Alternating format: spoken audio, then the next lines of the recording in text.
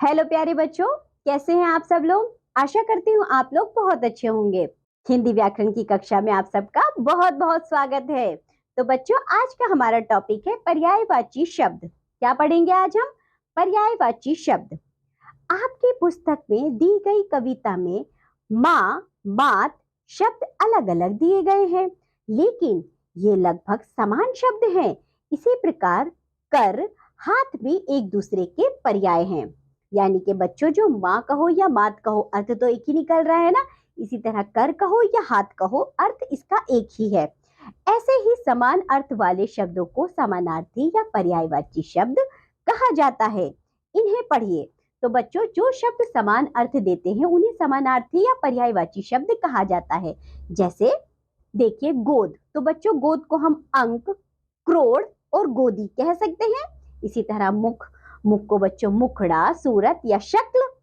माँ, बात, अम्बा या जननी। हाथ, हाथ को बच्चों कर, हस्त या पाणी कहा जा सकता है। ऊपर दिए गए शब्दों के अन्य समानार्थी या पर्यायवाची शब्द दिए गए। ठीक है बच्चों। तो जो ऊपर शब्द हैं उनके अन्य हमने क्या पढ़ा है? उनके समान अर्थ देने वाले शब्द पढ़े हैं, यानी कि उनके हमने पर्यायवाची शब्द पढ़े। इसी प्रकार बहुत से अन्य शब्दों के अलग नाम या पर्यायवाची हो सकते हैं। आइए इन्हें पढ़ते हैं। जैसे कि पेड़, पेड़ के पर्यायवाची बच्चों वृक्ष, तरु, विटप। पक्षी, पक्षी के पर्यायवाची विहग, खग, पंछी। चंद्रमा, चंद्रमा के पर्यायवाची शशि, चंद्र, मयंक। दिन, दिन के पर्यायवाची दिवस, दिन, वासर। रात, रात के पर्यायवाची है रात्रि, निशा और रजनी। इसी प्रकार अन्य शब्दों के कई नाम या समानार्थी या पर्यायवाची शब्द ढूंढिए। तो बच्चों, आप वो खुद से ढूंढेंगे, कुछ शब्द लेंगे, आप उनके पर्यायवाची ढूंढेंगे। तो बच्चों, पर्यायवाची शब्द होते क्या हैं?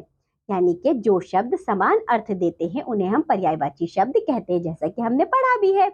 तो बच्चों, ये पाठ इतना ही। आज हमने जो भी पढ़ा है आप लोग इसका अच्छे से अभ्यास करिए। अब हम मिलेंगे आपसे अगली कक्षा में। तब तक के लिए बाय बच्चों।